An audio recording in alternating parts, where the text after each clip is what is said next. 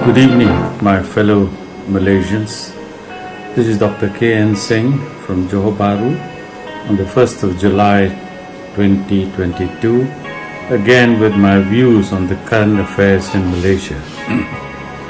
In Malaysia, the rich seem to be getting richer and the poor need to tighten their belts. Apparently, 500 Malay contractors had to close down as they were not licensed because they could not afford the rise in prices of construction material and cancellation of jobs in this recession. Meanwhile, the FGB chairman, Dato Zulkifli Abdul Wahab, and his board of directors have approved an increase of salary for the chairman from 300,000 to 400,000 annually, which is more than 33,000 ringgit a month.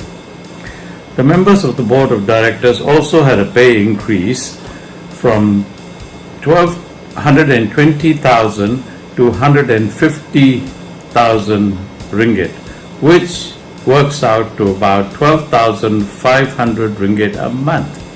This is directors' fees, okay? They are also to be given a daily allowance to attend meeting with bankers and lawyers for their lunch meetings, which the bankers and the lawyers pay for anyway, and they will be given 1,000 ringgit a day to attend these meetings on behalf of the company. FGV, many of you may not realize, is 80% owned by Felda. On the other hand, the government is talking of removing subsidies for the Malaysian public, and this will place an additional burden on the people in these hard times.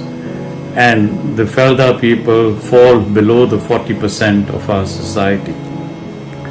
How does this government reconcile this equation of taking from the poor and giving the rich? I can see GE 15 around the corner, and now the court cluster is asking for elections as soon as possible so that they can save their skins before the court cases come up. Prime Minister Ismail Sabri wants to finish his terms as the elections are unpredictable and expensive, but then he should direct his attention to this anomaly where the rich seem to be getting richer and the poor are getting poorer. The people will be so frustrated by the time the elections are called, and more will be starving in this very rich country of ours. I urge the electorate to make sure all of us turn up to vote, as this is the only way we can get rid of the corrupt politicians. We all need to vote, we all need to be there, and we need to keep a few things in mind. Number one, the frogs must never be re-elected, and the party that accepts these frogs also must be shunned, as it clearly demonstrates that this party has no principles and they only want to use them to get more seats.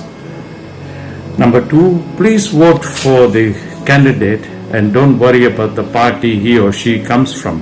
An ethical MP will look after the people even if she or he is independent and is willing to speak up. The PKR, Pakatan Harapan, Muda, Gerakan Independent and Warisan have a good chance of winning if they stand and work together. It is doubtful that a single party will have a majority in the GE 15. So, the opposition will have to learn to work together.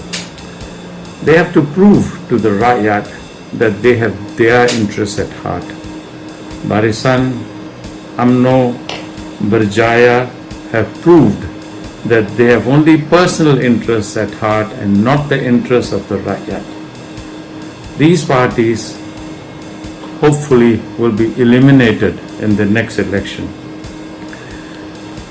To do this, you have to make sure that everybody you know comes to vote, as this is the only time to set things right for our beloved country. You all want this country to do something for you, But now you have to do something for this country of ours and encourage everyone you know to come out to vote. Thank you for listening. If you agree with what you've heard, please pass it along. And if you don't, that's okay. Just press the button delete. You know where it is. See you later. Good night.